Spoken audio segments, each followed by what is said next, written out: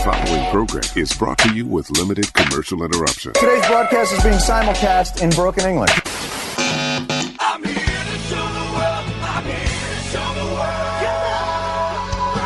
Welcome to the show that we're doing right now. What the hell are we doing on this show? Boy, that escalated quickly. I mean, that really got out of hand fast. It jumped up a notch. It did, didn't it? Let's go. What is this? Giggity, giggity, giggity, goo. Who else but The Q? it's showtime! Gentlemen, let's get down to business. Can you dig it? Can you dig it? Can you dig it? Can you dig it? Yeah, I can dig it, yeah.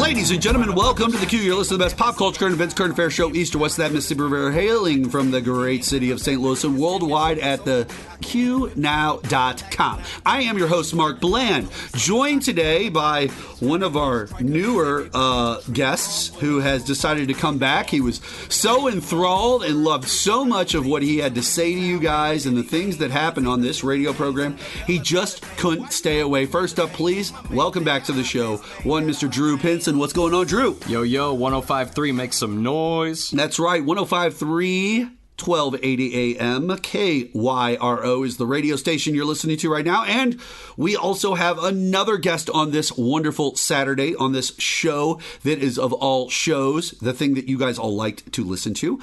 We have one Mr. Alfred Konuwa. That is right, Alfred Konuwa from Forbes Wrestling. That's right, a writer for professional wrestling in Forbes magazine is going to be joining us here in just a little bit. And me and Alfred, we're going to have a little bit of a chat and talk to him and see how things are going on in his world. But until then, it's just me. It's just you. It's just KYRO. The blowtorch of the Midwest that I like to call KYRO. And, man, I know we're going to talk wrestling. I know we're going to talk about a bunch of different things, but the thing that everyone is still talking about from last week, we even talked about Roe versus Wade ad nauseum on the last show, is still this Roe versus Wade, this idea. Right now, we've got, Drew, we've got a lot of protesters going around to different judges. That's right, Supreme Court judges' houses, some justices. They like to call themselves justices. I'm sorry, like the justices of the peace, right?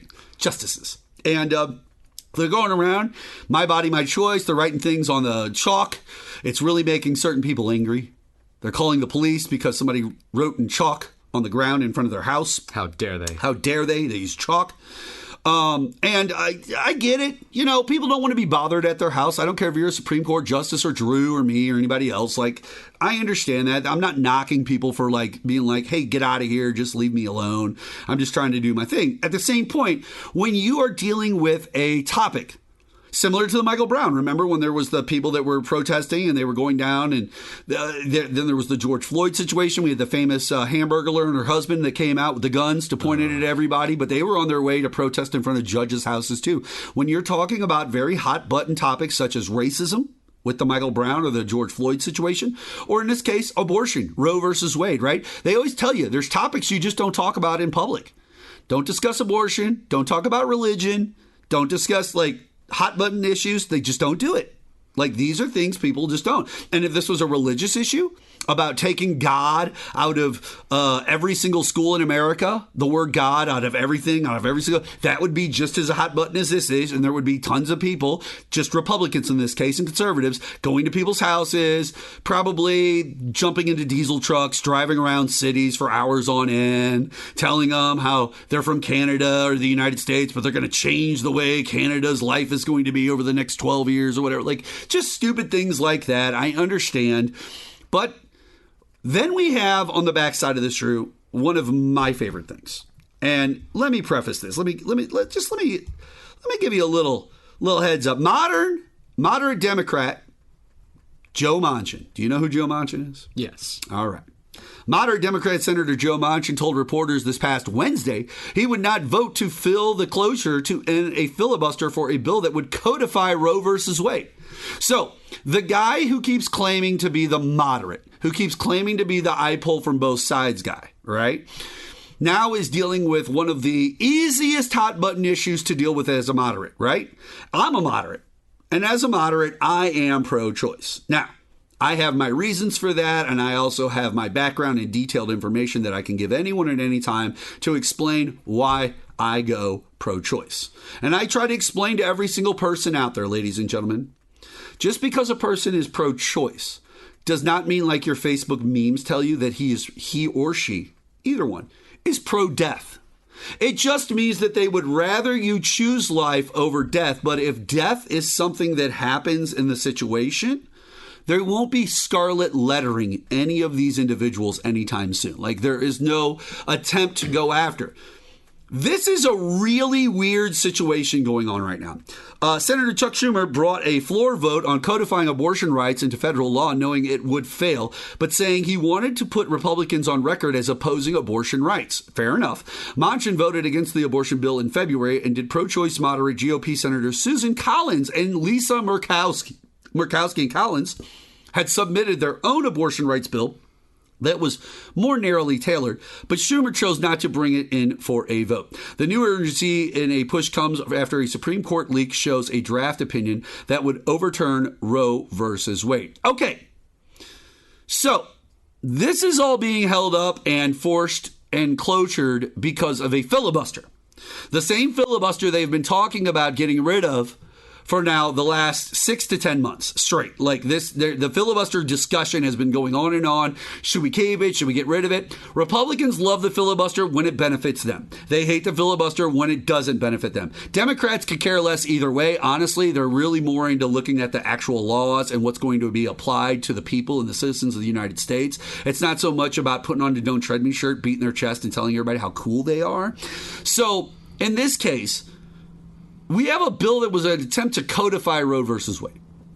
Now, for all of you out there that might not know what codify means when it comes to this type of discussion, when they say they want to codify a law, that means that they want to bring it into actual existence as a physical law, like an actual law on the books that has been passed. Everybody has stamped and signed off on it, the president and everybody, and then it goes into effect nationwide. The same way you want medical marijuana to be just like overturned and boom, recreational, immediately available. Same idea here. This goes into codification, comes out of codification with check marks, boom, right into law. Like abortions are now for years, you're right.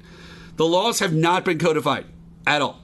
This was literally people, just because there was no law on the books, allowing to do things and do these things. And guess what? Guess what, guys? For all of you out there that think abortions are the worst thing in the world, and I understand where you're coming from. I understand when you want to picture every child coming out of a womb at the age of 5 getting an axe to their neck. I get it. Like, that's how you picture it. Like, I get it. That's how your mind works. You think people are walking into kindergarten classrooms and just lopping off kids. Like, it's not happening. Unless it's Sandy Hook, something you guys all claim didn't happen, where it did happen. So when it does happen, you don't care and you say it's fake.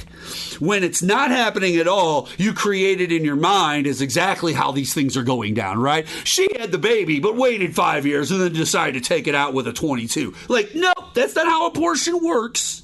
And by the way, the reason I brought that up, there are many people that have benefited and are very happy because they were able to use abortion to their advantage. I'm not going to sit here and sing praises for this. Like I said, I'm pro-choice. I would rather you choose life over death any day of the week. Mm-hmm. And I don't have to sit here and browbeat you and beat you up about every single little piece of information and instance in your life in detail that made you come to that decision. And not every single piece and detail of your life is necessary for me to know. Right? How many of you out there listening to KYRO right now, or even to the Q, wherever you're at in the world, how many of you out there absolutely necessarily have to have these things lock in step? You don't. A lot of people don't. And that's why the abortion law existed in the way that it did. Because it comes down to need. It comes down to need more than anything. Guys, this isn't a case of people getting pregnant and then they have to make a choice between I want to be a mom and a dad or I don't want to be a mom and a dad. No. Anyone getting pregnant on purpose, They want to be a mom and a dad. They're going to have the baby. They're going to raise the baby, right?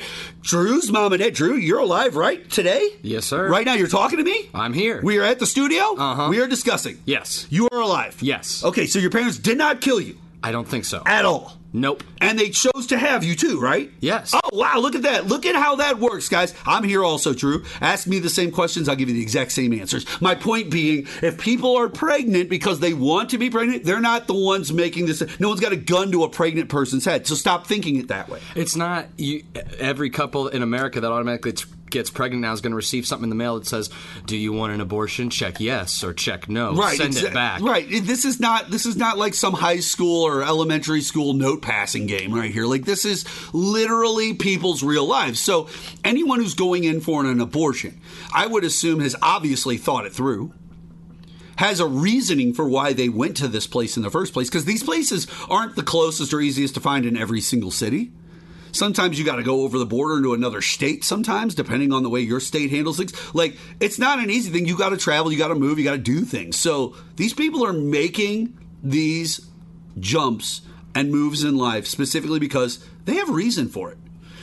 Now, when I see a Murkowski, a Collins, a Joe Manchin coming in out of nowhere, using the filibuster and things like that, I think that the next thing that we really need to discuss, ladies and gentlemen, is they ended the filibuster so that Donald Trump could pack the court. And his court packing with Kavanaugh and the notorious Amy Coney Barrett, ACB, not RGB, ACB, the notorious ACB, right? And Gorsuch. That was so that they could pack the court with Republican conservative-minded people. Okay, I get that. So now you have a majority. That's great. But it's obvious that the majority is being used in a way to attack the American persons and the citizens. That's it. And yeah, I said persons correctly. Because this situation is way bigger than just a few people talking about some talking head stuff, Drew. Mm-hmm. It just is. And I think it's time let's do a couple of things. One, can we get election laws like signed and passed and locked out of the way, right? So that we have that because 2024 is going to be a complete total clown show. Yeah, it's going to be, well, first off, like I famously said and got retweeted to the tune of thousands and tens of thousands of people, hire a clown, expect a circus. And that's what we got in 2016. We elected a clown, we got a circus, okay? And you watched that circus for 4 years. And I'm sure some of you are like, I got a boring job here driving a forklift. Well, get a better job or pull your bootstraps up or go to school or any of those things that you just refused to do at 18 because your conservative parents had that mindset instilled in you to just be a discernible nobody or idiot, just to be a jerk about things. Change that mentality up. Maybe go for a different job. Maybe go to school. Try to get better off in your life. Maybe things will work out better for you. I, on the other hand, have a master's degree and damn near a doctorate and a few other things, and I've failed miserably. So I don't think forklift worker making $35 an hour that things are going to get much better for you than where you're at right now. Oh, I'd love to make $35 an hour. Honestly, they don't get it. They don't get it. They get into their jacked up dually trucks. And I know it's you people out there listening right now. You get in your jacked up dually trucks and you go to your very comfy job where everybody, all the people that work with you, everybody who works at the front counter loves your jokes. Everybody around the water cooler thinks your stories are funny about fantasy football. We know. And they love your jacked up dually truck. We got it. Oh, yeah. Lots of stacks, lots of smoke. Hey, sometimes you come in, remember? Sometimes you come in from work, from lunch, and you're just, hey, you just left Steak and Shake. And when I was sitting at the light, I jacked on the accelerator real hard, and I got a lot of smoke coming out of my stacks, and it got all up in the window of this. And by the way, you called it a liberal. It was just a lady in her 40s or 50s, like with her window down. She's a Republican. She literally watches Fox News every night. All you did was smoke out one of your friends who likes to vote your way. But you think in your head because they're a feeble 40-year-old woman, they have to be a liberal. It's just a Prius. It's not a political statement. That's right, guys. It's just a truck. It doesn't tell me a single thing about your character or your ability to fight in a war or fight anybody else. Now, it sounds That's like... it. It sounds like the people the day in the life that you just described, it sounds like that's about as important as their life gets. It sounds like they might be from a Well, when different you part of have the a world. clown show going on, like you brought up, that makes life more entertaining, right? Now I've got my pillow guy involved, and he's telling everybody his thoughts, and now I got this person involved, and she looks like a horse, but she's saying dumb things. Oh, wait, look at this pretty chick. Here's another pretty chick who says really weird, crazy, over-the-top things. Guys, all of it's led to where your life is now. All of those thoughts, all of your beliefs, every little single thing you'll still continue to believe the minute you turn this radio station off. That's what led you to where you're at now. Because those thoughts won't stop. I didn't change your mind. Drew didn't change your mind. Nobody changed your mind. Nobody's ever tried to change your mind. You live in your little rural own world. Not a knock on people who live in rural areas. And that doesn't mean everyone who lives in a rural area is definitely a Republican. That's not true either. I get that. And I love all of you, and I respect all of you equally. And listen, I don't care if you're conservative or a liberal. Everybody's got a voice on my show. Everybody has a voice on my show. Andy Eckel comes on my show all the time. Andy is a hardcore conservative. I've got people like Jason Call. Drew knows him. Drew met him on the last show that he was on.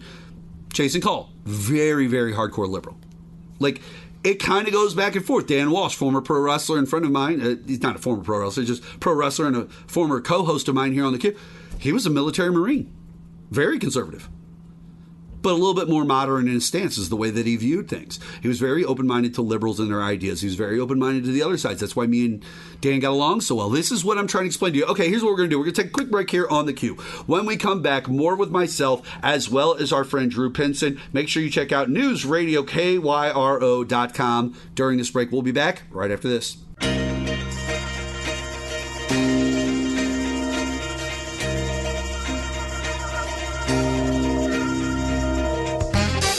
Welcome back, 105.3, 1280 AM, KYRO, News Radio, KYRO.com. Mark Bland, your host, every single Saturday, 1 to 3 p.m. Central Standard Time here on the blowtorch that is KYRO. I'm sitting here with Drew Pinson. We've got an interview with Alfred Konuwa coming up from our boy at Forbes Wrestling. I can't wait to talk to him a little bit and discuss things with him. And, that's just what's going on in the world today. Hey, Mark. Yeah. You heard of this company, Barstool Sports, correct? Yes, I have heard of Barstool Sports. Well, I just had a conversation. We'll call it somewhere between a conversation and a loud argument between. Oh, you had a disagreement of sorts. Yes, between a friend because I mistakenly thought that they were here from St. Louis. They got their start here. I don't know where I read that, but he seemed to disagree with me, and I wanted to ask you. If this was true. If this was true. Okay, so as far as I know, this is my background on Barstool. I don't know much about it, okay? I've yelled at El Presidente, Dave Portnoy, many a time on Twitter, trying to get him into anything, to talk to me about anything. This guy just won't budge, which is fine. He's just doing his own thing. But Barstool, from what I know, originated in Boston. Dave Portnoy, specifically himself, not a bad person. I obviously...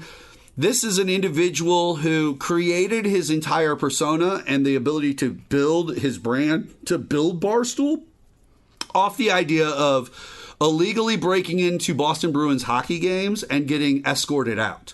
So we're not talking about an individual, and this is not to like paint Dave as a bad person, but I'm just saying, we're not talking about an individual who's worried about laws and whether you break them or not. Like, this is not that type of an individual.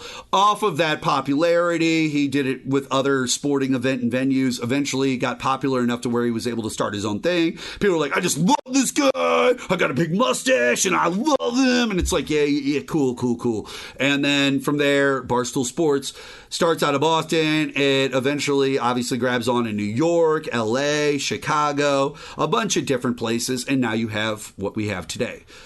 Yeah. Now, is this the same Dave Portnoy who I can't get away from, like the Facebook Reels, the YouTube watch of him going into any random pizza place, coming out, taking a bite, and going, this is good pizza. Yes. This is bad pizza. Now, this is what's really great. I can't stand this guy. Okay, so this is what's really great. This is what's really great about Dave. At no point in history, now, Drew, you're from St. Louis originally? You're born and raised. Born and raised. Okay, so you've been around to different cities around St. Louis, right? Within hours of us, like 5 hours up to Chicago, Kansas City, Memphis, right? Yeah. And they're all known for different things, right? Yes. Like we know Chicago, food-wise, for their deep dish, like Chicago-style pizza, where basically is lasagna, right? Yeah. And St. Louis is known for its Provel cheese thin crust, so it's got a St. Louis style, right? And Kansas City is known for barbecue, right? There's like open pit barbecue and Kansas City's Best or whatever, KC Masterpiece. We've had all these things for you. Name the food thing that we all know Boston for. Nothing. This is, okay, so one of the oldest cities in America, really, maybe clam chowder? Boston baked beans. Boston baked beans? Like, that's a candy. Like, that's my point. I mean, unless you want to do legitimate Boston baked beans. But my point being, you're really not well known. Like, Buffalo, New York's at least known for buffalo wings. Like, That's right. And they're a small, tiny city compared to Boston. So, my point being, Boston's not well known for any of their food stuff. No. Really. Other than maybe, like I said, clam chowder because of Massachusetts. Beyond that, what makes a guy who's from an area that's not well known for pizza? First off, New York's slices of pizza are more well known than Boston. Oh, yeah. Food is. So, what made a person from Boston ever think that they understood pizza better than someone who eats pizza from a city that's known for pizza? Like, that's stupid. And by the way, there is no such thing as a Detroit style pizza, okay? That's just a thin crust where you do weird stuff to it. Like, stop this, okay? We have thin crust. That's a St. Louis style. We have deep dish. Now, some people might even say Detroit's a deep dish. That's fine. I'll let you have it. Go ahead. Run with it. You Why and Chicago. not? You and Chicago can claim deep dish together. And pie style, that's New York. That's about it, guys. We don't have a lot of other options beyond that. Like, everything else is now Little Caesars, and we start breaking down the big companies and how well they taste. So, I don't think of Dave Portnoy, personally. Now, you've watched a lot of those videos? Yes. And where do you stand? I mean, I know you said your words up front, but, like, give me a real detailed breakdown. Like, where do you stand on his musings? Of pizza? Of pizza, yeah. Like, when he does these things, because I think it's weird. Well, he never comes out of like a nice pizzeria or a nice restaurant. Well, St. Louis, he came to Emo's. Like, Did he was he? supposed. Oh, yeah, when he did the St. Louis one, he did Emo's. Now, I think he's done another one in St. Louis since the Emo's one. I'm not sure exactly where it's from. Now, but did he say the same thing everybody else and not from St. Louis says, like, oh, it's a saltine cracker with mozzarella cheese on top? Of course. Like, no, it's not that mozzarella good. cheese, by It's the not way. that great. It's Provel, okay? He's like, doesn't- it's too melty. It doesn't stop moving. I'm like, yeah, it's Provel. It's delicious. It is. That's what I'm trying to explain to people. Like, okay, for all of you out there that love pizza, I know you St. Louisans love your Emo's, okay? And I get it. I prefer out that way, out towards our radio station where we're based at. I prefer Stefanina's. I prefer a lot of other different pizzas to Emo's, but I understand the Emo's love. I understand where it comes from. I understand why we have what we have. At the end of the day, St. Louis is its own style, and what's really great about St. Louis style isn't really the Provel to me. It isn't the sauces and the cheese and this and that. I'll tell you what's great about St. Louis style to me. No other style of pizza is better next day when you reheat it. Oh, yeah. As far as a reheat goes, like, you have to understand, I've told everybody this, and I will continue to tell people this for years. If you get a St. Louis style pizza, do not eat it fresh out of the oven. Let it sit for a good 15 minutes. Let it sit. Let the oils from the Provel cheese really melt into that wafer-thin cracker crust and get mixed in with your pepperoni and your favorite meats and sauces and cheese and all that. Let that really set in. That's why it's so great on a reheat, because now the pizza's been sitting long enough to let all the oils really soak into the pizza. The pieces you did eat are really flavorful, and then when you go to reheat them, all of that flavor, just because of the oil that's already in the cracker, like, it all just reheats and immediately brings the flavor right back to the top. It's the best reheat pizza in the entire world. I really do believe that. And I've had reheated Chicago style and New York style and this style and that style. All of it. Yes, sir. First, I love how you keep raising your hand. I love this. It's like a class. Go ahead. Yeah, you, Drew, down there in the front seat, front row, right there by the microphone. first off, Yes. I don't know if Chicago-style pizza is good in any fashion. Right, it's lasagna. Guys, you're calling it pizza. Do not like it. Listen, anything you put the sauce on top of the cheese, and then when I have to cut into it, I have to use like a bread knife because it's the width of the blade is deep enough for me to really cut a pizza. That's not pizza. That's lasagna. How do I fold that? How am I supposed to fold that You with one can't hand? fold that. It's a lasagna. Yeah. That's why they eat it like lasagna. Secondly, all you emos haters out there, all you St. Louis style pizza haters out there. No, I don't necessarily like emos in comparison. Like, I would say, be honest right now. Where does emos fall on your top 10 for St. Louis style? Top 5. Top 5. For me, it's like number 7. Like, it's not even top 5. Top 5. I'm not saying that emos is bad. I'm just saying, like, it doesn't, for me personally, fall into my top 10. Or it falls in my top 10. It doesn't fall into my top 5. Here you go. Number 1 for me. Fortel's Pizza Den. Fortel's is okay. I don't mind Fortel's. It's solid. It's decent. Like it. Once again, another one that's in my top 10, not necessarily my top 5. I'm a really big Peroni's fan. I love Peroni's. I don't know if you've ever had Peroni's, but if you ever get a chance, go up to Florissant, to the Florissant location of Peroni's, and get yourself one of those St. Louis style pizzas. Try it. Tell me what you think, what the flavor's like, because that's what I grew up on. That's what, like, to me, there's only a couple of other pizza places that might top it out. But, you know, advertising and stuff, they're not paying. So this pizza is so good. MLB star David Freese has it half baked and shipped all the way to California for his wedding to feed all his wedding guests. Simone Biles has it on the Colbert Show. That's what I'm saying. Yeah. Like, ladies and gentlemen, for all of you out there that are listening locally in the St. Louis area, have you guys been to your local Schnucks stores? For everybody out there who isn't from here, Schnucks is like a Piggly Wiggly. It's just our local version of a grocery chain in your area, right? So depending on where you're at, don't think of like the most like a Publix. It's not a Publix. It would be more like I said, your Piggly Wiggly. It'd be it's a Kroger. Like it's a little bit more of a personal mom and pop shop style grocery store. Dude, if you go to their pizza coolers now, there are so many companies, restaurants, that are now, like, it used to be just Dogtown and Mama Lucia. Now, both of those are my top 2. They're literally every single. You know what's underrated in St. Louis? Doesn't get a lot of respect or love, but it's actually, when cooked up well and it's got a nice crunch to the crust, TJ's. A TJ's pizza is really good. You know, the ones you sell for school and stuff like that? I do remember Not those. bad. TJ's Pizza has always made a relatively decent St. Louis style pizza. So I mentioned Stefanina's, Peroni's, Emo's is in there. We have, you ever had East Pizza, Alicia's? Yes. Yeah, East Pizza's not too bad. I like Alicia's. It's pretty good stuff. Oh, yes. The South County location. That was our home location for her. Hampton for me. I used to get it from Hampton. That's the only other one I know. Is there a third? No, not that I know of. Sorry, we can't get you any more free press, they used Alicia. to be all over in multiple counties and everything. They used to be everywhere. There was an East Pizza in Florissant. There was one in Hazelwood. Like, there used to be a bunch around, but then they, like, all capped off, and before you know it, there was, like, 3 left, and one went on Hampton. That's where you... Anyway, but we're talking about pizza. Let's get back to Barstool. We were talking about Barstool, and that's interesting. You brought up Barstool. There's a lot in 2022 of these independent media companies that are designed to promote or talk about or discuss sports in general. And I know that we're talking about a little bit about sports right now. We've got Alfred Konuwa from Forbes. He's a writer for Forbes magazine. He writes professional wrestling. We're going to be talking to him here in a little bit. But before we get to that, let's talk about some of these outlets, right? For many years there, Forbes was really only known as a money magazine, Drew. Correct? Yeah, correct. Like that's the only thing that everybody knew Forbes for. Barstool, you brought up Barstool.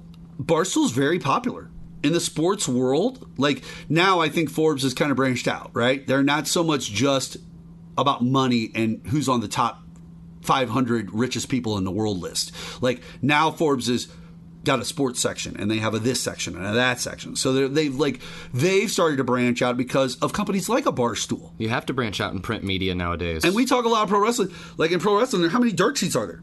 Too many. Too many for me to keep up with anymore. Fightful. What culture? Cultaholic. And they're all telling you the same stories. And one I have that's a sports wrestling crossover that I probably get most of my sports from, Bleacher Report. Oh, well, that's just fake news right there, sir. Ooh. That's just fake news. That's just fake. No, I like Bleacher Report too. Some of these companies have come out of the complete woodwork over the last 20 years on the internet alone, and they've become Bleacher, perfect example of that. Like, I don't think I could go and look it up. I'm sure we could figure it out, but from what I know, Bleacher Report has always been an internet-based company. And they have now set up deals with CBS and different MMA companies to be the live stream for their fights, and AEW was live streaming with them for a while there, or at least a few pay-per-views or something like that. So these guys branch out. I remember listening to Barstool Radio. They had an XM channel, Sirius XM channel. They had their own, Barstool did. And then on that, every single Sunday, for the hour right before the games kicked off on Sunday for football, Dave Portnoy and I think it's a big dog or big something, cat guy or something like that. Guy. Big Cat, probably. That guy and Primetime, Deion Sanders, Hall of Famer, football Hall of Famer, Deion Sanders, talking football for that hour, breaking down the games, getting ready to come up, and what you should watch for. And it was always great because they would always try to talk smack on Deion, about his football musings, but Deion's sitting there, and the one day he finally, literally was 2 different years of this dude being on their radio channel or whatever, or maybe it was only one season and I just have it mixed up. But anyway, enough shows had gone by to where he finally turned to him and goes, yeah, I would know because I actually stepped onto a field before. Yeah. And that's literally what he said, and it stopped every single one of them in the tracks, and I think they even sent it to break at that time. And it's that's my biggest problem. We were talking about off the air. We were talking about Jim Cornette, and we were talking about some of these different places and things and stuff like this. And I think that's one of my biggest problems I have with internet-type-based sports talking head companies. Okay, I'll just say talking head because some's commentation, some's opinion, some's this, some's that. They have a little bit of everything. Some people are just reporting on and reviewing things that they've already seen or already in the book. It just depends. But they all, for the most part, a lot of them are writers, and I'm not knocking writers, but they're people who haven't done it. And I'm sure Alfred hasn't done it. I'll talk to him in a minute here, and we'll discuss this with him. But I'm not sure if he has, or I would assume, being a writer, he probably hasn't been a professional wrestler prior to this, because usually that takes up a lot of time in your life. Not time for college, not time for this, not time for that. There's a lot of guys who lost entire careers where they're making great money because they had to step away and find something else to do when this was over because they could feel their knee already going out of their neck or whatever. So, yeah, well, there's a simple fix around that. For every show that's internet based that has to rely on the clickbait thumbnail, that has to fudge and embellish their headlines to get you to read, there's plenty of daily or weekly podcasts that are actually run and produced by professional athletes who know a thing or two. You know exactly what they're doing, and you can find them all the time. Oh, there are so many retired athletes, and probably some of your favorites out there. Go find it. Type in your favorite athlete into Spotify or Apple, and just type, and then hit the podcast tab, and just see what happens. See who of your favorite athletes are already hosting a podcast. Quentin Richardson and Darius Miles, St. Louisan, both host a podcast together about professional basketball. Okay. They both played professional basketball for many years and were in championship games and everything.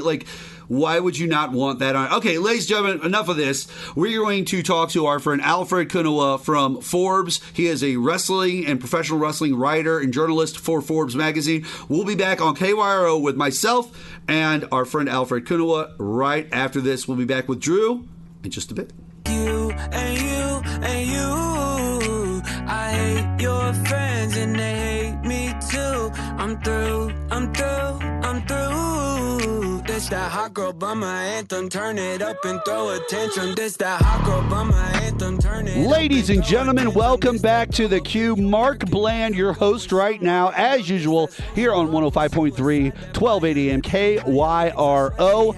And it is an exciting moment in the history of the Q. Now, I know all of you out there, you're like, but Mark, I know that you were a pro wrestler. I know you did pro wrestling. I know blah, blah, blah, blah, blah, blah. Yes, I know you all know these things, but not every person in America knows that Mark Bland was a pro wrestler or even knows people, okay? So sometimes I got to dip into the mailbag. I got to dip into these other places. I got to find human beings that are amazing. And let me tell you something. I read up on some stuff that this man wrote for Forbes for wrestling. okay? His name is Alfred Konuwa, and he is my guest right now. Alfred Konuwa, how are you doing, sir? I'm doing great. It's an honor to be here. Love talking with you. I feel like the podcast we just had off air, hopefully, can translate on air. That was great. Oh, yeah. No. We were having some discussions off air. I was doing a lot more talking than listening. But listen. We are live here on the show, and I wanted to talk to you because you have a really unique writing style. I like it. I love the innocence, but I also love that age range that you're in. You know, unlike other people named Brian, Dave, you don't make up your own rankings for people. You don't give them like, oh, this is so many stars because I think I'm so smart. No, you don't. You don't do anything. And then you don't like use it in a biased way, like where you're like, only these people can have good matches. Those people can't. Well, yeah, man. Listen, I like the Christopher Nolan Batmans a little more, even though I was literally 13 when the Michael Keaton ones come out. So it's literally my childhood and nostalgia you're talking about. Like when Jack Nicholson's smiling. Yeah, man, that's literally my 13-year-old mind went to sleep with at night because that was my life. We were the 80s kids. And all these millennials and Gen Z, they pull from us 80s kids. You're still in all of our 80s kid stuff. Stop it. Now, all these reboots, too. You look around. All these reboots. Nobody's doing anything original. How about we do this? How about reboot Fast and the Furious? Like, let's stop with Dominic and his family and the constant need to be like family and all this other stuff. Anyway, back to wrestling. Alfred is an accomplished writer. He has written for, well, give him your list of places you've written. Why am I telling people about Alfred? Alfred, you tell people about how awesome you are. Well, Mark, I appreciate you putting me over. I write for Forbes. Oh, that's not putting you over. No, listen. When you actually get into the ring, you actually wrestle the matches and you actually do the things or write the articles and earn the accreditation, that's not putting you over. That's just called you telling people about your past. It's a completely different thing. Putting you over would be, hey, this Fury kid's amazing. He's Austin Fury theories. He's amazing. That's trying to put someone over. Yeah, and we've seen some of that, actually. Yeah, we have, haven't we? We've seen that a lot. But yes, I write for Forbes, like you said. I came from Bleacher Report. Had a fun time there. My editor from Bleacher Report went to Forbes, and I just went there because we went with him. Style. I was actually. Now, who's the editor? Now, is that same person the wrestling editor now, or did they become a sports editor? They're long gone from. Yeah, they're a sports editor. They've moved on to other. Now, are you the only wrestling guy for Forbes, or do you have someone you answer to who writes wrestling too? No, there's a couple people who write wrestling for Forbes, but there is an editor who is in the wrestling section, but that's like generally the sports editor who we'll go to, but he doesn't really have that much knowledge about pro wrestling, so it's really on us to kind of come up with our own narratives to kind of break it down for the layman. I get it. Yes, absolutely. And I love that. I love that because I don't get micromanaged because they trust us to take the lead in coming up with these ideas and finding out what the fans would want to hear about most and whatnot. So that's what I love about it. What would you say? Okay, let's go back into a young Alfred's life. Where do you grow up, Alfred? Grew up in Chico, California, Northern California. Chico, California, Northern California. Is it by Murder Mountain? Is it by Murder Mountain where all the drugs? I guess it's north of San Fran. Oh, yeah, absolutely. Wait, it's an hour north of Sacramento, actually. You're an hour further north. Further north, way up. But you probably don't get called in to coach playoff championship games, do you? Like the coach from the Sacramento Kings. No, I do not. That probably doesn't happen for you. Like you don't got what's his name on the phone there going, oh yeah, Curry and them need you down here, Alfred. Let's go. Yeah, they just got Mark Jackson out there in Sacramento. I actually think that's going to be a good hire. It should be. It should be. Now, that's a great question right there. I know we're talking wrestling, and we'll talk wrestling. We'll get into wrestling. But do you write any other sports? Are you into any other sports? Is there a background for you into other sports? And what are they? 100%. I'm into just about all sports. When I was writing for Bleacher Report, I wrote about all sports, and I just started finding out that the wrestling articles were doing really, really well because that audience is very underserved in terms of like mainstream content. No. Let's put that in proper perspective. As a former professional wrestler and a person who watched Trump get elected, they're not underserved. Trust me. They're creating all their own stories in their own books, writing it down at home in their basements. Every single one of them, okay?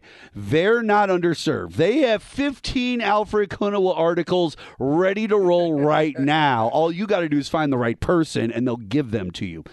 I would say that wrestling fans, and listen, I don't want to knock wrestling fans, okay? I'm not trying to knock you guys. You're good people. You were very instrumental in my career, and I love every single fan out there I've ever had and every fan that I've ever met and signed an autograph or talked to. You're all great people. But I will say this. There is a strong crossover between the uneducated Trump supporter and that inability to decipher conspiracy, stories, things that might not be true, and professional wrestling fans. There is that crossover. And, the Q is typically a political show. And we talk pop culture, too. So we kind of get into all things. And we're not going to do that here. We're going to talk wrestling, stuff like that. But I would say, when you said underserved, I don't think that they were ever underserved. Dave's been telling them everything that they believe for the last 15 straight years. Doesn't matter who it is. So they've been eating it up. That's how you get this. And that's a great question. As a guy who writes wrestling, and you said that there's an underserved side, but you and me, we can go a little deeper. Like, we can get deeper, Alfred, real quick on these conversations just because we have that background.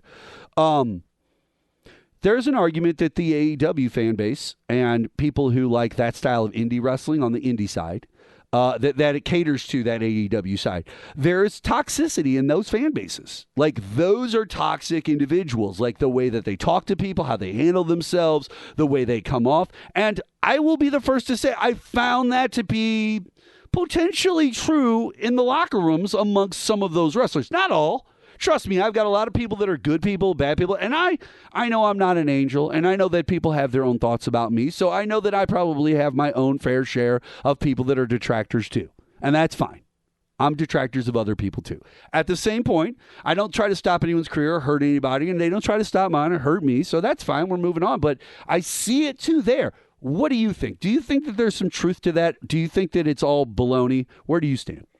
No, 100% there's a toxic fan base, and I do think the AEW fan base is much more toxic because they think it's theirs, because AEW is new. So when you make fun of WWE, WWE was here before a lot of us got here. It's going to be here when we leave. AEW, for a lot of people, it started within the last couple of years, and to them, it feels like it's theirs. So whenever you criticize it, they're going to take it personally, and they're going to think that you're trying to destroy this new company, because let's be honest, AEW could be one scandal away from shutting its doors. Like, AEW is doing great right now.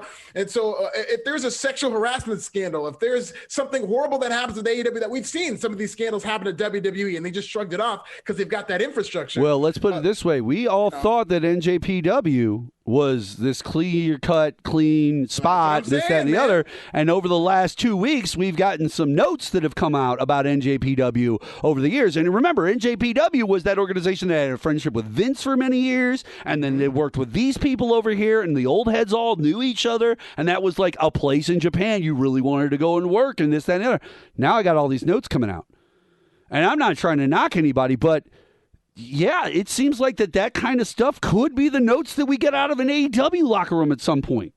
You know what I'm saying? I don't speculate on that. I'm not speculating either. I'm not saying it's going to happen. I'm just saying if it happened, I don't think an Alfred and a Mark could look each other in the face and go, holy crap, that's so weird. You know what I'm saying, too? So you look at what's going on with New Japan. Kota Ibushi had some things to say about New Japan and referencing sexual harassment or whatnot. I mean, you look at a scandal like this, if that were to happen to AEW, there is a universe where possibly it could really hurt the promotion to a degree that it wouldn't even scratch at WWE. And I think that's part of the reason where maybe that's why AEW fans tend to be more toxic, because they're so protective of it. And they're so protective of, if you say something bad about it, they don't want it to snowball because it might hurt the company. They feel like it's theirs. And I think that leads to the toxicity. That, and wrestling has always been a reflection of pop culture. And today, in today's society, you know just as well as I do that it's very tribal. iPhone versus Android. It's Trump versus Biden, Democrat, Republican. Sure. AEW divisive. versus WWE is that for wrestling, and it's very divisive, yes. Now, I agree with you in the fact that I don't think it would touch other people. I do agree with you on the fact that I feel like the fans think it's their own. And I think that that's where the stop is for a guy like me, who was a worker in the business for many, many years. You know, behind the scenes, think about this. One of the most important things we are told is, listen, if anyone gets into that ring who is not a part of the show, anybody at all, I don't care who it is, of course, we take care of children. But at the same point, kids we're going to play along with, they just want to see their heroes and give them a high five most of the time. Mm-hmm. You're 30 years old and you jump into the ring drunk on a Sunday night because you already been drinking for 2.5 hours straight, and you think it'd be great to take a shot at Randy Orton or somebody like that. You're going to get beat up by the whole roster, everybody, because as much as the fans go, it's ours, the wrestlers are telling the fans, we give you this. We create and give you this.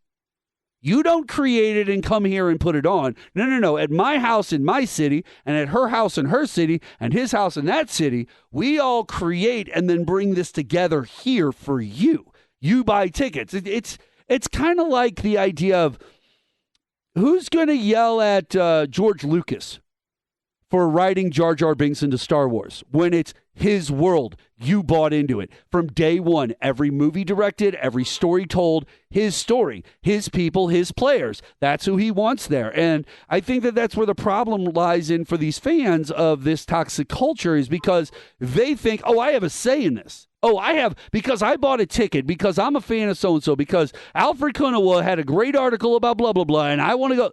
I have a say in this. And it's like, no, you don't. You still don't have a say. Please come. Please watch. Have a popcorn. Have some soda. Enjoy yourselves. High five the people you yell at the people you hate. We want you to do all of that. But you don't have that carte blanche to dictate or influence moves one way or the other in the culture.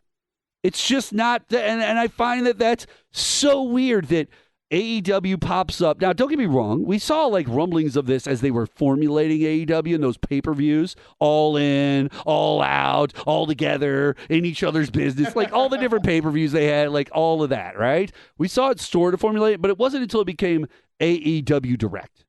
When it became AEW the company, that's when all this kind of happened.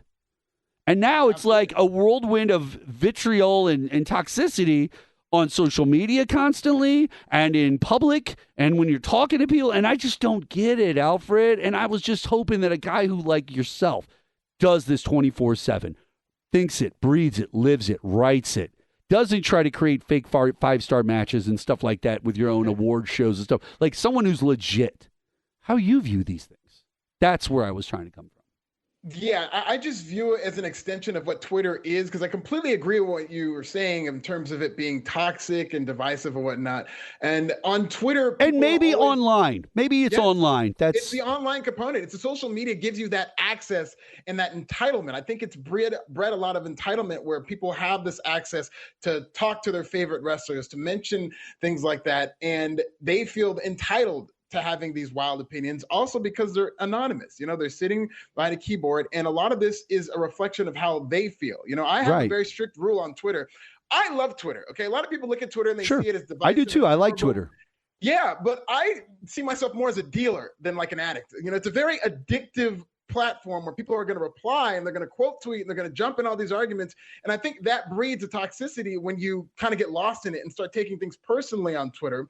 Whereas me, I use it as something to promote. If I have it's a promotions channel. That's it. Absolutely. I love live tweeting during shows. And when I look at a tweet that goes off that people tend to really respond to, that's going to later be a video for my YouTube channel. So I love using the mechanics of Twitter to help further and market my brand. And there's a lot of people out there who look at Twitter and they're going to jump on it as an extension of their personal life. And you always see there are people in wrestling media who are like that, who won't stop replying to strangers on the internet. And I will never let a stranger on the internet have that kind of power over me. And I wish more people thought like that, because then it wouldn't be as divisive, because it wouldn't be as easy to get some of these people worked up. But a lot of people look at Twitter as an extension of their personal life, and the way people behave on Twitter is nothing like how they would be in their actual lives, which is ironic. Exactly. All right, ladies and gentlemen, we're going to take a quick break here on The Q with Alfred Konuwa joining us today from Forbes Wrestling, and we're going to discuss with him maybe a little bit more about the wrestling side of things. We've been talking about toxic cultures, and we've been talking about this, that, and the other, and all these things that go into it, but I really wanted to talk to this man, pick his brain about wrestling. I wanted to talk to him about some of his favorite matches, some of the favorite people, some of the things. Get it out there. I want people to know about this. And by the way, Alfred, where can they find you right now? They can find you on Twitter at Alfred. Twitter at This Is Nasty. This is nasty. Okay, this is nasty over there on Twitter. And then, of course, you can look him up on Google, Alfred Konuwa, Konuwa, and find his wrestling articles at Forbes. Like, read up on this guy, learn about this guy. We'll be back on the queue in just a second, right after this.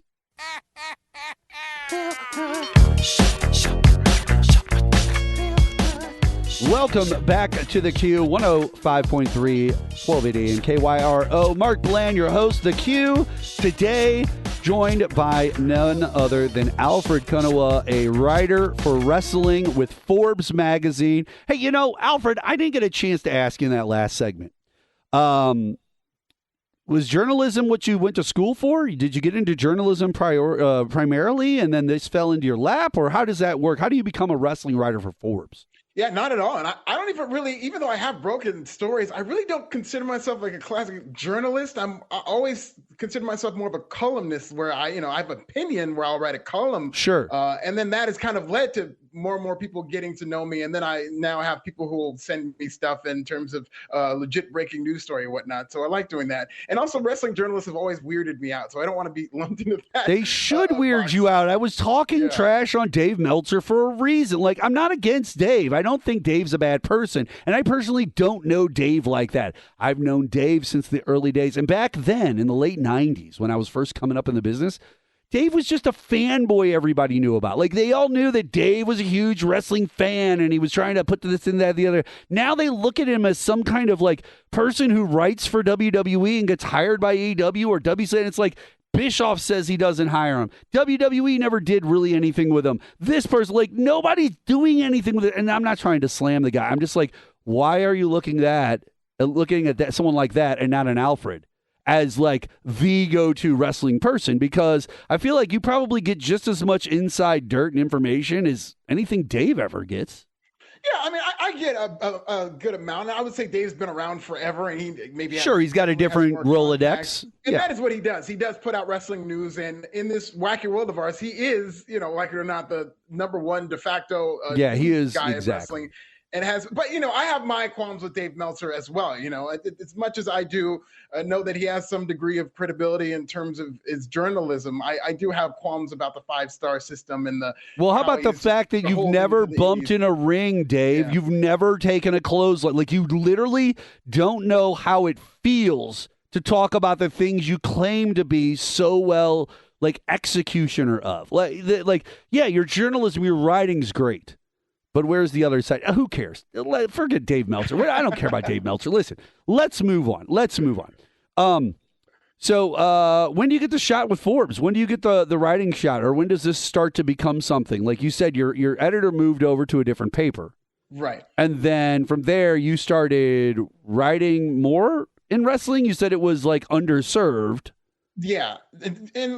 For Forbes or whoever, yeah. Exactly. When I say underserved, I just mean in terms of like a mainstream platform covering wrestling.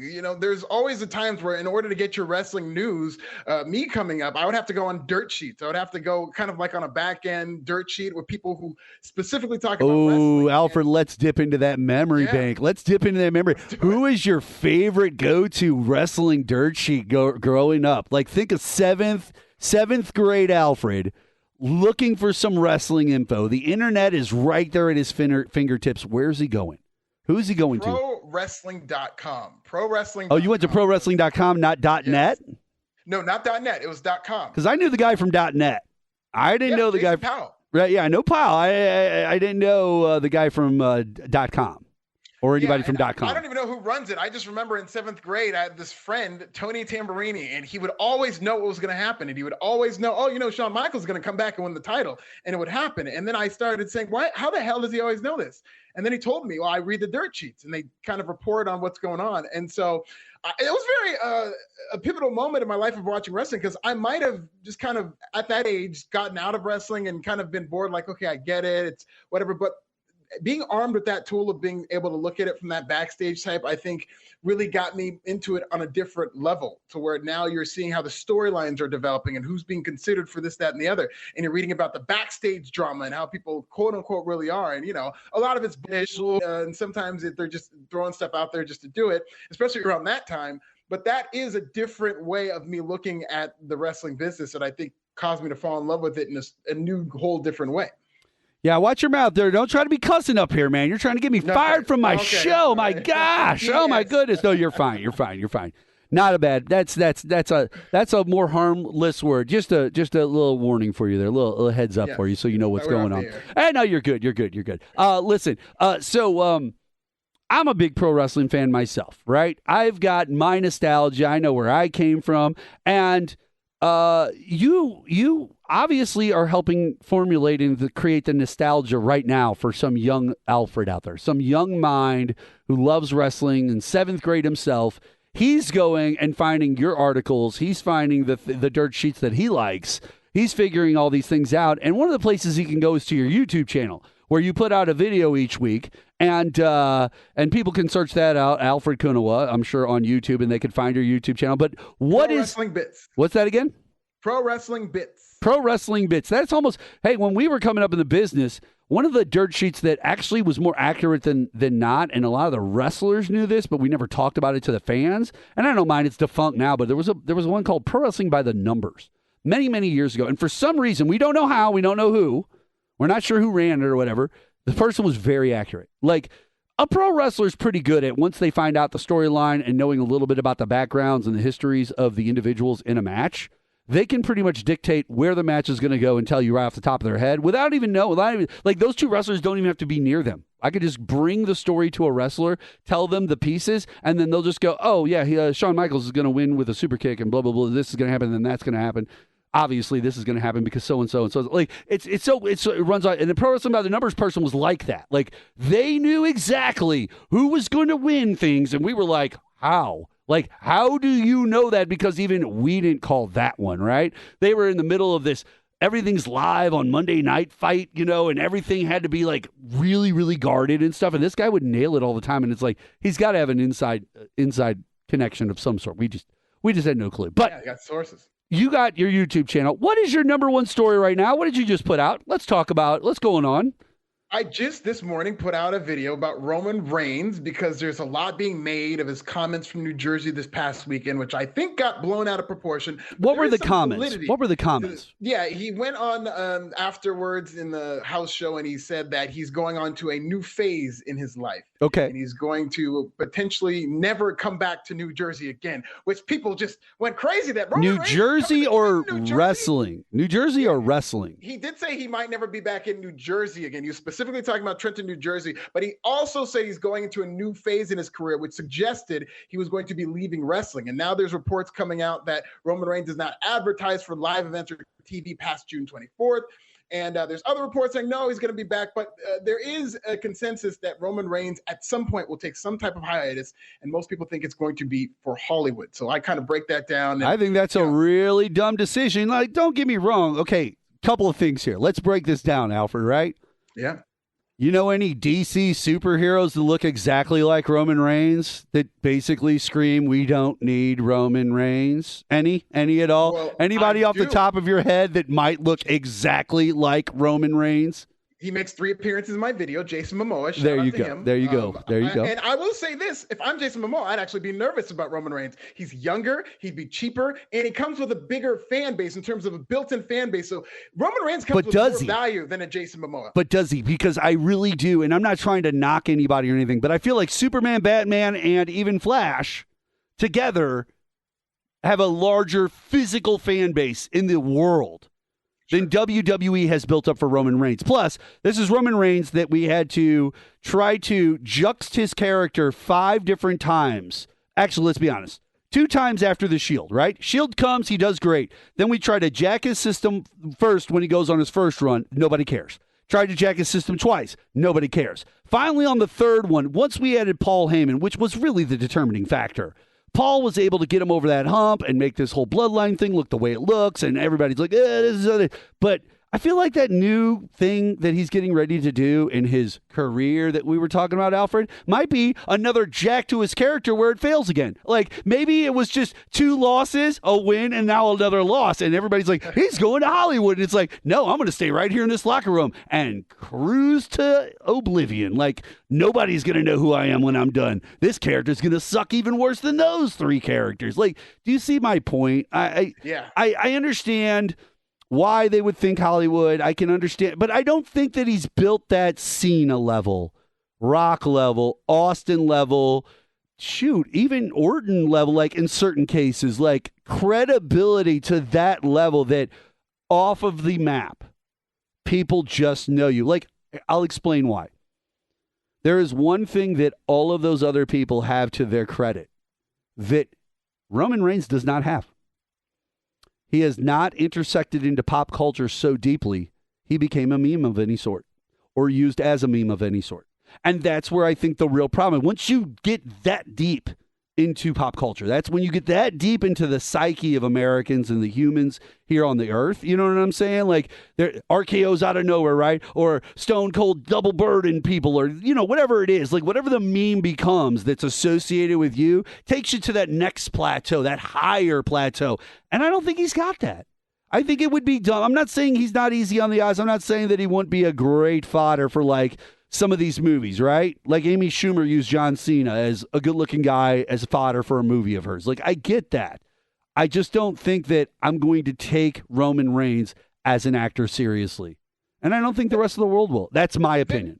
Very interesting, and I like that kind of point because I haven't heard that he doesn't have this memeable moment that has infiltrated the zeitgeist of pop culture. That's a great perfect point. way to say it. But Roman Reigns does have something that none of those guys you mentioned didn't. He has something that The Rock, John Cena, and Batista didn't have that I think might have made them bigger stars, if you can imagine. Oh, Batista got lucky. Let's be honest. Batista got lucky. That was luck because he tried. That was luck. He caught wind with one thing. So.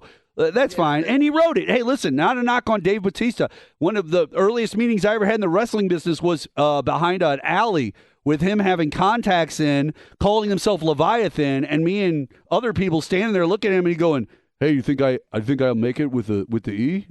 Well, back then we'd say New York. Do you think you think I'm going to make it with New York? And all of us are just staring at this massively jacked man going, yeah, we think you're going to be fine, bro. You'll be okay, Vince will bro. love you. Like, yeah, Vince will love you. Like, you're good, bro. The rest of us, we're worried. Like, and it wasn't even me. I wasn't even there for that.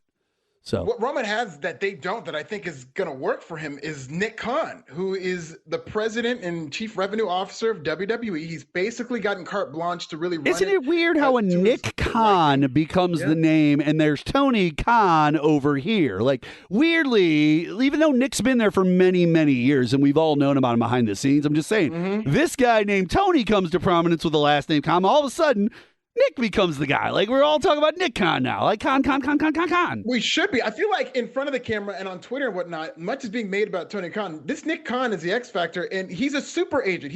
Before he came to WWE, he was arguably the most powerful agent in Hollywood. He was the real life Ari Gold. Now that guy's running WWE. So all these people saying, oh no, Roman Reigns is leaving us. I really think WWE is going to foster a culture of putting these guys in movies.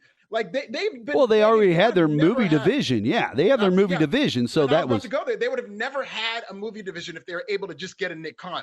They did that movie division to show Hollywood, look at us, we've got movies, we can make movies. Well, now they got the guy who can put anybody in a movie if he wants. So they don't need WWE studios, and I do think that's going to be more of a production thing.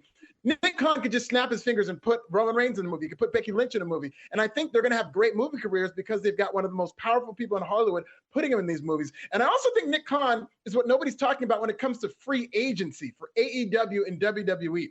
Like, when these AEW stars are going and deciding, where do I go? They're not thinking about these tribal fans having their arguments over wrestling. What they're thinking about is, who's going to make me more famous? Who's going to make me more money? And when Nick Khan sits there, and we were talking off air about all these wrestlers in the modern day love anime, and they love all this nerd culture and Ghostbusters. So he sits down with Kenny Omega. What do you like? Oh, you like anime? Cool. Oh, you like Naruto? We're doing a live action remake. I can get you in that. Like, that's going to be a talking point that Tony Khan and AEW. Well, I think one of the main reasons WWE even went down that road in the first place is they realized very quickly when The Rock, they didn't have a movie division. The Rock got picked up. He was put into a movie, didn't work out all that great. It was better than nothing, but he got his opportunity, and then that turned into its own franchise. But it really wasn't a franchise. It was just another movie where he got to be the Scorpion King. That didn't go over very well, and they were just kind of sitting back going, maybe he just doesn't have it. But then slowly Be Cool and all that came out, and he started to, like, catch on and get moving. Rundown comes out, amazing, very funny. I think it's what really kind of gets everybody to notice, hey, this guy's kind of funny and entertaining. You know, him and Stifler were funny together. Like, it was just one of those time periods in history. But I think at that point, that's when WWE realized, oh, things are starting to work out for Dwayne now. Well, Dwayne's biggest argument with us while he was here was, I've got all these offers for movies, and I've got to go take them, which means I got to come off road with you. And then Vince is like, well, why don't we create a movie division? Now they don't have to go there, guys. Nobody has to go anywhere else. They can stay right here with us. What do you think, Shane? Like, do you see my point? Like, absolutely. I feel like that's all right, ladies and gentlemen. We're going to take a quick break. When we come back, I'm going to finish up with Alfred Konuwa here on The Q. We'll be back on The Q right after this.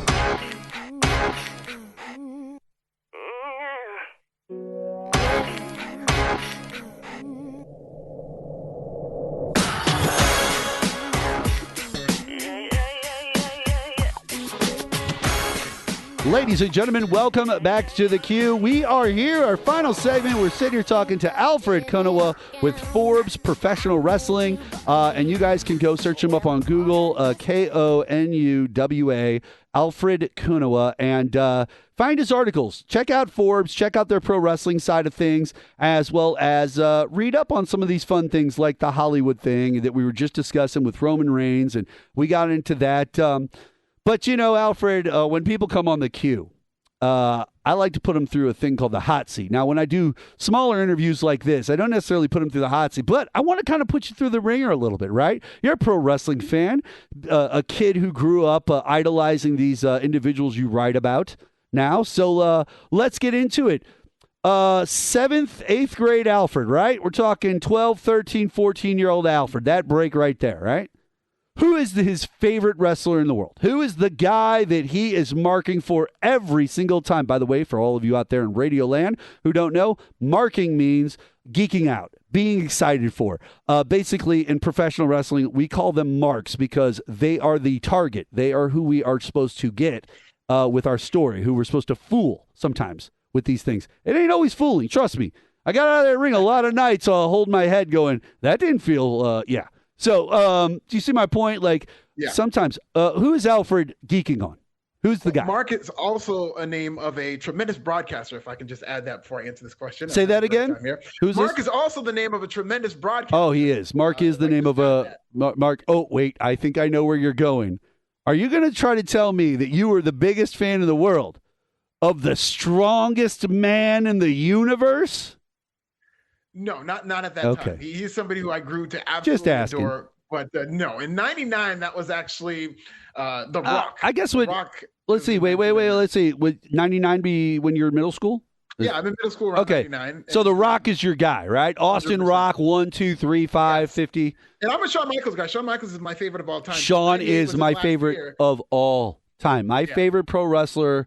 When I get around Shawn, I geek because I loved your style, watching it when I was trying to come up in the business, loved your style before the business. I'm a huge Shawn Michaels fan. Yeah, so and I begrudgingly, as much as I did love the Attitude Era and The Rock and Austin, and I was just always a Shawn Michaels guy, and I didn't know until months after his injury that he wasn't coming back. I was not following the dirt sheets and whatnot, so I spent most of '99 after or most of '98 waiting for Shawn Michaels to come back, and by '99 I kind of figured, okay, this guy looks like something's wrong, looks like he's hurt. And you get around. This would be the famous Shawn getting thrown through the security doors and then cutting up his leg or his ankle or his arm or whatever it was, and he ended up going out for a long while. It was a casket match with The Undertaker where he laid on his back on the casket, and at the time he didn't even think it was. It's the same match. I'm thinking the same match, but did they leave the arena at one point? Am I think of the same thing? Did they leave the arena at one point and Shawn got thrown through some metal security doors?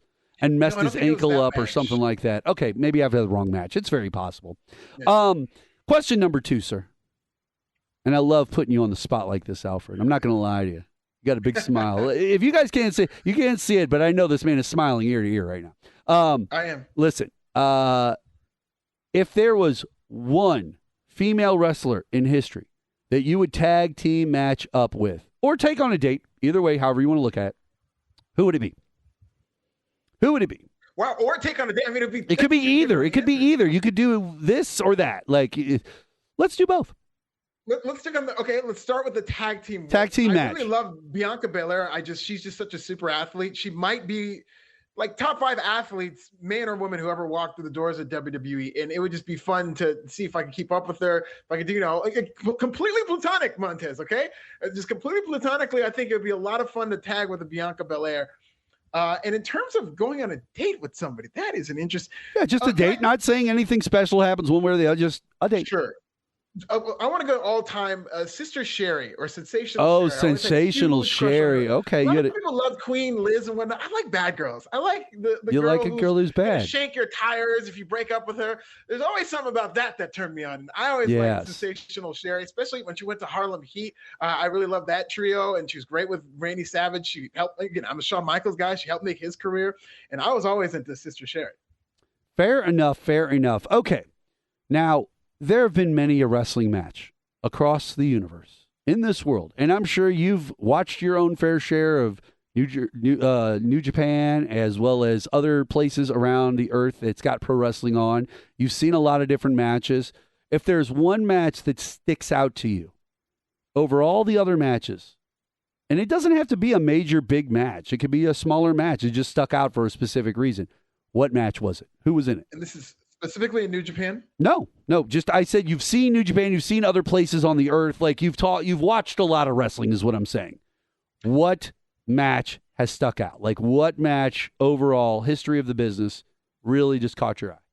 The match that sticks out the most was CM Punk versus John Cena in 2011. I know we were talking about it. Money in the Bank earlier on Money in the Bank. It sticks out because of the story that was told. I felt like they did a good job with whether it started with the pipe bomb and went into the contract signing, and they kind of used real life in terms of his contract situation. I just thought it was so hot, and it built to them being in Chicago. And at the time, modern day WWE, it really wasn't normal to see reactions like that. So nobody blurs lines. And exactly. Everybody who's really good in the business of professional wrestling. By the way, I'm literally teaching a class as we speak on this radio. I'm teaching a class. If you're a pro wrestler, you should have a notebook out and a pen and a pencil. Because the things I'm teaching you about by making these little statements, you're going to end up using these forever. A great match requires the lines to be blurred. You have to blur the line between reality and the show. You have no choice. I don't care how you do it, where you do it, or what you do it within the story that you tell, but you have to blur the line. Like, yeah, maybe it was scripted. Maybe CM Punk had some bullet points. Maybe Vince did see him. But when he hit that stage, it didn't sound scripted. It didn't feel scripted. It didn't this, it didn't that. It felt like the lines were blurred. We're calling them Paul. We're calling them this. We're calling them by their real names. We're not playing around. We're calling them jackasses. We're calling it like it is. A great wrestling match blurs those lines. And WWE knows this. Whether we're talking about Orton and Hunter Hearst Helmsley back in the day and getting the house broken into and chased around, right? Whether it was Stone Cold Steve Austin famously getting his glass break from somebody trying to break into his house with a gun to kill him, like in real life, like all these things lead to the next, right? Why do you think The Rock is so good when he goes out to do his raps or his little playing the country music and making fun of Eddie Guerrero's wife or whoever it is? Like, why? Because he says things that blur the lines, like things that people might be thinking. This isn't off the top. This isn't this, that. It feels like, hey, I haven't been around for a while. I'm coming back. I'm not involved in any storylines. Nobody wrote anything for me. Let's just hit on what I know. And I know about your background in this, so let's make fun of that. Like, it's that simple, right? People believed, and I hate to say this, sadly, people did believe. I know the thugonomics thing sounded a little cheesy and over the top, but the way he would rap and how well that he did it, it made the credibility of this street-style John Cena seem like maybe that chain around his neck meant something. Like there was some value to this. Like blurring the lines, gentlemen and ladies, that's where you're going to get the most. And by the way, some of your best stories were lines that they wanted to blur, right? Benoit and what's his name, Sherry and all them Nancy. Over or Nancy, yeah, Benoit, Nancy, and what's his name, the Kurt Sullivan, Kevin Sullivan. The story leaked out onto TV on accident. They wanted to keep it behind the scenes. They weren't even trying for that stuff to be real, but Benoit didn't care. Like this is my point. Like if you really want something that's memorable, blur those lines. I'll never forget the night in ECW where they literally took Sandman and put him up on the like a crucifix, and they put the beer can and they put the thing around his head and they hosted him up on the thing. And that's the night Kurt Angle famously said, I'm going to go to WWE. I'm not going to wrestle here, because he was in the audience or whatever. And it's like, yeah, when you take a human being and you literally take the idea of the Bible and the story, and then you put this human up there like that, it's going to change minds, literally for the good and the better for the in this case, the business, right? Kurt doesn't go there. He ends up in WWE. Then we got You Suck and all the other stuff that goes along with it. Blur the lines. Blurring the lines is so instrumental in pro wrestling. I completely agree. And I agree with everything you just said, and I think WWE in particular needs to do a better job of blurring the lines between modern day society and create more characters who we're familiar with seeing in everyday life, instead of just because we've talked about theory. What is theory? What is this thing? Like, I'm not saying everybody has to have a gimmick or an occupation or whatnot, but there's nobody in WWE who represents people, or not a lot of people who represents people that I see in everyday life who I despise, whether it's some person who's like an alt-right type talking head, or Alfred, like a radical left. We got an even bigger problem with theory. You're just Kid. You're just Kid. You're Natalia's husband. You're literally Tyson Kidd when he first came up. Like, your size is the same. Your body style looks almost the exact same. Like, there's really, and he had credibility from the dungeon. Like, I don't know where your credibility comes from, and I don't really care. But I know that we tried to do the whole Scottish Warrior thing with what's his name, and we finally got it off the ground, but that only took a decade to get off the ground. And that was a Vince guy, remember? Yeah. Drew McIntyre was a Vince guy. Like, these last few Vince guys haven't worked out all that well. I'm just saying. One of the things I need WWE to do, stop telling everyone all the secrets when they're happening. Okay? Let a person show up at a Royal Rumble. Let them show up on TV and surprise all of us. Let things just happen. We don't need to know Stone Cold's coming in 2 weeks. We don't need to. Just let Stone Cold come. Let him just show up, and when his music hits, we're going to be even more excited than we were if we would known that he was there. Like, it would have been like, oh my God, we're getting something special. Blur the line again. Once again, just blur that line a little bit. All you got to do is keep things real. And it's difficult to do with the internet today. And especially, not a knock on you, Alfred, or Dave, or any of these other people. I'm just saying, like, it's very difficult in a business where the whole idea is keep the story behind the scenes and under wraps to keep the stories behind the scenes and under wraps, right? Sure. So I understand we're going to have to work with that within this world, but at the same point, go back to that. Calm that down. Hold that back. All right, last question for you. If there was a sport other than professional wrestling, and you could play it, what would it be? Football. It'd be football. You a big football fan? Green Bay Packers shareholder. So you're a Green Bay. Whoa. Wait a second. A guy from Chico, California is a shareholder in Green Bay, Wisconsin's football team? Oh, yeah. The fans own the team. So it's really a small kind of like a ceremonial share. It's not like I can do a hostile. How'd you feel about Devontae, bro? It was heartbreaking. That had to hurt a lot. But I was very heartbroken. He's just been such a fixture. He's my mom's favorite player. The only player she knows of is Devontae. She calls him Demonte. She says, "How's Demonte doing?" And now, having to tell her that he got traded was just as heartbreaking. And now I'm thrown for a loop. Literally, the other night, a friend of mine was at his house, and he's into my fantasy football league with me, and he goes, "Why don't we do a mock draft real quick?" And I'm like, "Okay," because I was bored. We didn't have nothing going on, so I was just reading some stuff. We start going through the mock draft, and it came down that Aaron Jones was on the board, and I'm like sitting there the entire time going like to myself while trying to figure out a mock draft in May of all time or April of all time. Trying to sit there and think, is he going to share time with A.J. Dillon? Like, are these two going to split? Because right now I love an Aaron Jones when it's Aaron Jones, and I understand that in this draft that we're running down, it's looking like he's one of the last out of this first round that's still around, like running backs, How do I mess with people? Do you do fantasy football? Oh, do I? I'm the greatest fantasy football player of all time. Oh, you want some of this smoke? World champion. You want some of this smoke? I would love to get all of that smoke. I can't wait to give you this smoke. If we can get into a league together this year, I'm going to give you that smoke, Alfred. I apologize in advance. I hope you beat me. I hope you beat me. When I beat you. I won't take it personally. I got my chips sitting on my shelf right now. Yeah, exactly. See, we don't even have to worry about it. Isn't it funny how everybody's so proud of their chip, but it's literally a group of 3 friends of theirs half the damn time, and they're like, I'm better than Tom. And it's like, yeah, nobody knows who Tom is. He's like the shoe salesman at the local warehouse. Like, I don't know who Tom is, but you're really good at football compared to Tom. No. I would love to get into that football fantasy, but I couldn't figure it out. A.J. Dillon or Aaron Jones. I just don't know. I don't know. And I don't know if I want to pick up a Lazard or somebody like that behind the scenes. Like, I don't know if they're going to pick up catches and run right now. Or who'd they just get? They just got Christian Watson. I would recommend taking a flyer on Christian Watson. There's going to be a lot of targets there for him. He is explosive. He's like a little Tyreek Hill. Okay. He's going to get those yards after the catch. They're going to throw him out there for the bubble screens.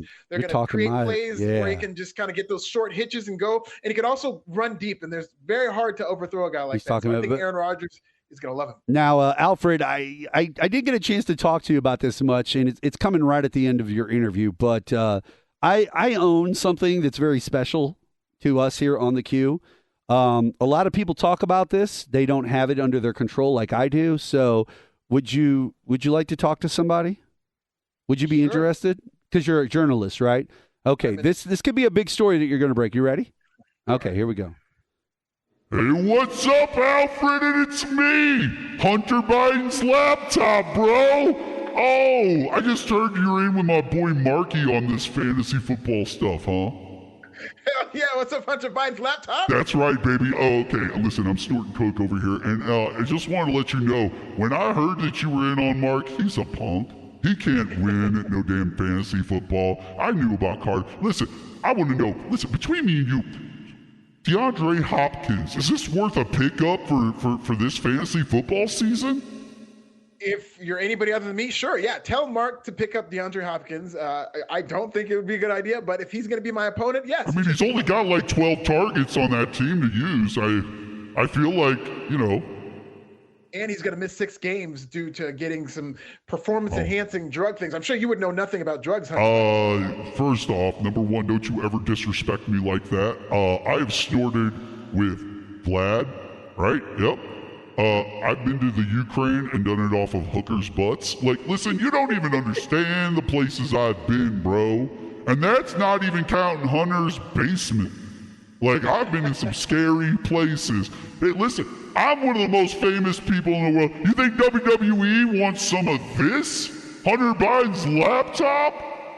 Talk about a bloodline. I got presidents in my bloodline, bro. I want to win a fantasy football championship by playing on Hunter Biden's laptop. Can we make that happen? I think that you can do that, man. Sorry.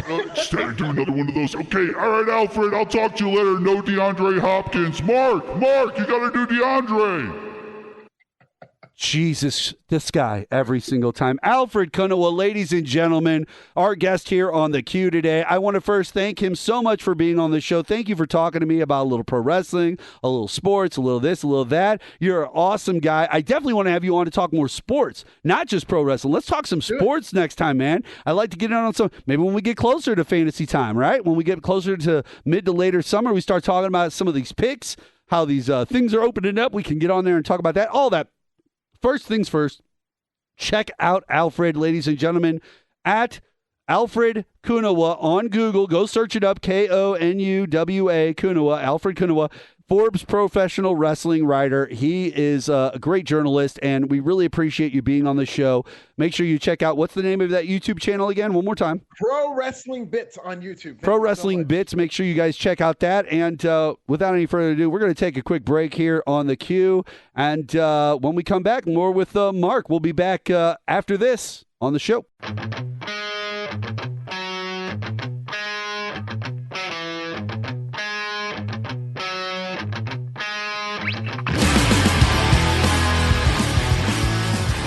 News Radio KYRO, Mark Bland, Drew Pinson, that was Alfred Konuwa and myself having a good old time talking professional wrestling. Hopefully you guys got entertained, had something fun that you learned out of that. Drew Pinson is sitting here with me. We're back. And Drew, you're not on any of my shows where I do the Love Doctor.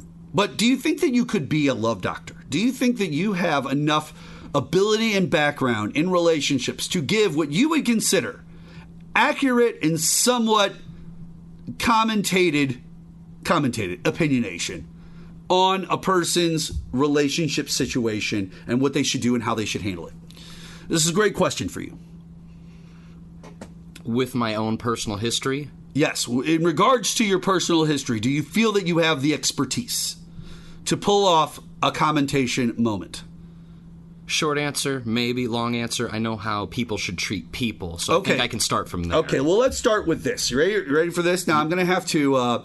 ladies and gentlemen, I get letters all the time, and we get different people that talk about different things. And so, I want to read this to you. It's interesting, and maybe we can, hash about it a little bit. You know what I'm saying? We can figure out how to help this individual. Here we go. And, by the way, I'm going to have to curt some words here because the person was pretty direct. But at the same point, Mark, I hooked up with a guy last week for the first time, and we were texting the next day, and he mentioned he had an OnlyFans and a dirty Twitter account, which now, a dirty Twitter account, that's a fake Twitter account. That's what you use to go sneak it around. So, okay, this person's already got an OnlyFans. That already makes me question you as a person. Then you got a dirty Twitter account. Now I know you're like Dave Portnoy. You're going to be breaking into Boston Bruins games trying to get kicked out, okay? Eventually, Barstool Sports. Okay, so of course... he sent me the link, and alongside all the normal fare on there, he's got a lot of exhibitionist videos.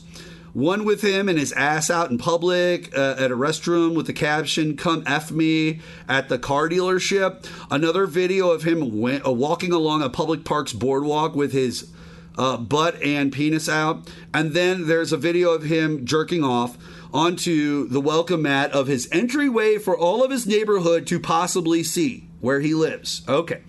So looking at these clips, I couldn't help but worry about him, considering all the Fox News and Marjorie Taylor Greene and Lauren Boebert, you gotta love the fans of the Q, fear-mongering about evil gay grooming pedophiles.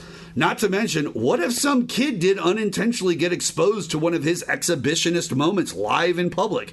Am I the a-hole for being turned off by all that and immediately thinking the worst? That this guy is going to get arrested for indecent exposure or worse? Maybe even bring me down with him if we're together? What do you think about all this? Well, that's a great question. That's a fantastic question. You even got some Marjorie Taylor Greene and Lauren Boebert in there just to tickle the cockles of my heart, ladies. I love it. I love it when you do that. Okay, so we have an exhibitionist. And actually, Drew, we've been talking about things that are relatively normal in 2022, right? We're talking about internet wrestling dirt sheets, right? And they're very popular now. 20 years ago, not so much. The Dave Meltzers were smaller people. Now the Bleacher Reports are small. They've become larger in 2022. And OnlyFans. Exhibitionists, people taking pictures of their junk and texting each other. Now it's out there in the ether at all times. Now here's videos that could be a year old, 2 years old, 5 years old that are still alive. We had the famous Kim Kardashian crying to her lawyer in a video just in the last couple of weeks about the fact that her daughter or her son found out from kids at school about the Ray J video she did, which made her famous in the first place. Yep. Like everyone said, don't have sex with the music star. Don't be going down these roads. It's just not going to work out for you. 15 years later, here we are crying to our lawyer about how we can't go back in time and fix any of it. We can't take any of it back. And you wouldn't with all of your fame and power and your money. If it weren't for you in that video, you don't get the Kardashians off. The Kardashians don't become a TV royalty family. We don't get to meet Kanye. We don't marry. You don't have your children. Stop this. Stop this craziness. But that's normal now. Mm-hmm. The reason I bring all that up is that's normal on the internet today, right? There's a lot of people who have OnlyFans pages. There are a lot of people that are on Tinder and Grindr and these different dating sites and webs, and they send different types of pictures. Some are exhibitionists. There's a lot more access for exhibitionists and people like that in the world today to get together with each other so that they can meet each other. And so, yeah, you're going to have this. My kids love to watch YouTube, and I'm sure you're a YouTube fan too. Growing up with the internet the way it was, Drew, you probably had some favorite YouTubers that you like to watch and some different shows. Like, you've even told me about your favorite band Sucks and different podcasts you like nowadays. And podcasts at one point 20 years ago didn't exist. I'm the podfather of St. Louis. I brought the first one and did the first ones in 2003, 2004 here in St. Louis.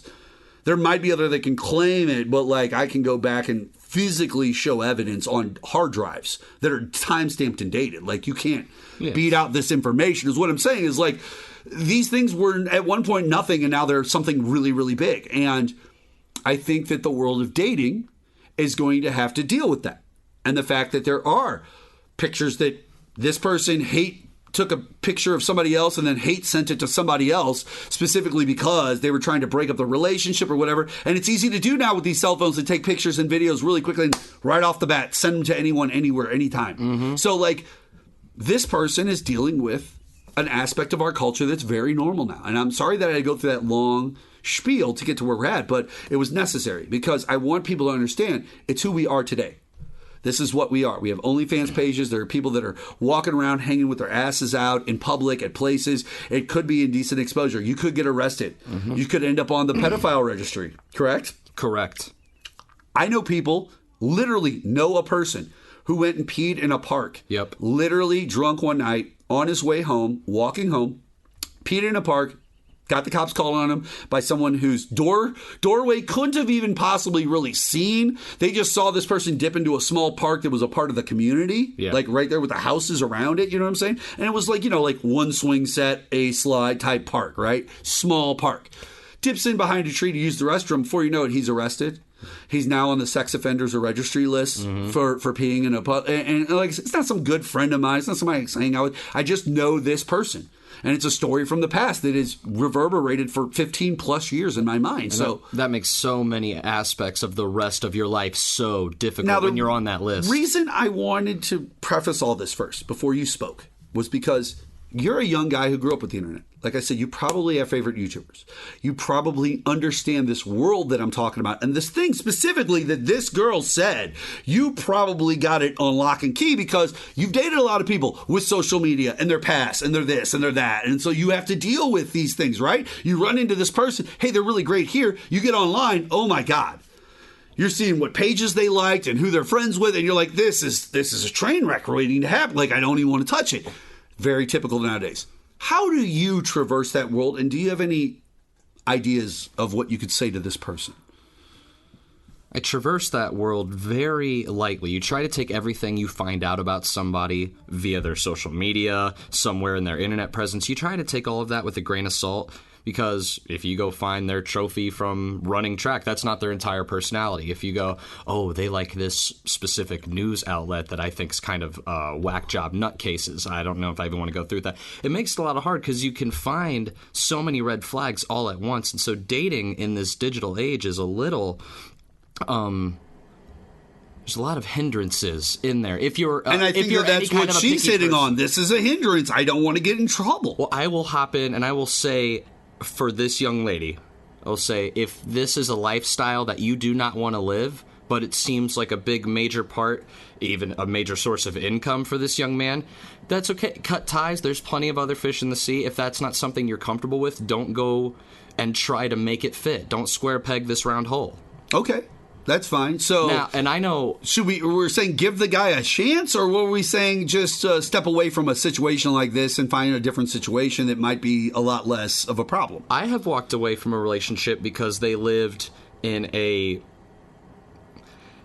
life in such a different fashion than mine. They had maybe different morals. They had different goals. Wait. No. First off, you're straight. Yes. Obviously, this was a girl. We don't need names or anything like that. But what I would like to find out is when you say you lived your life in different ways, could you give us like a little preface or background to that? Just like something that we could like hang our understanding on. Whereas I would have structure. And, structure. Okay, structure is an Excel important. sheet with a budget for the rest of my month. Okay. And, I'm a responsible homeowner. Okay. And all of this stuff. Right, yeah. And for sure. And you are all those things, yeah. And she was a... carpe diem, seize the day. I don't care where I sleep the next morning as long as there's a roof somewhere. I got you. Very free-spirited, but to a fault. Right. And so those two just didn't mesh because it was always creating such anxiety. It's never going to mesh for a person who has a structured lifestyle. things like that are never going to mesh because they understand they can be free willing whenever they want. The reason that they have structured lifestyle in most cases is because it's necessary for them. That's who they are as a person. It's either what they grew up with, and that's all they understand, and that's what they're most comfortable with, or it's a situation where their life was out of control at one point, and they needed to find a way to structure it and put it into control, and this is how they maintain that control. I understand that perfectly well. I think that makes sense. And I understand what you're saying because if I was a young mom with 2 kids in her 40s trying to date in 2022, I'd have to deal with, you're walking into a situation. I've got 2 kids and they go to school and there is parenting that's going on here. And there's things that you, single person who might have kids, might not have kids, might not understand about children or understand how they got to where they're at. And, whereas, 25 years ago, we would say, oh, you got anxiety. Well, that's not a big deal. Just pull your boots, like the Republicans always like to say, pull your bootstraps, so just deal with it and let's move on. Like that's a real rural conservative mentality way of dealing with things. In 2022, a kid with anxiety, they take care of it more at a school. They pay attention to it more. Hey, listen, it was those kids with anxiety who didn't like the way they were being treated and telling people, stop treating me like that were getting picked on. They're the ones who ended up at Columbine, murking all those kids. They're the ones who ended up at Sandy Hook, like we talked about earlier, killing those kindergartners.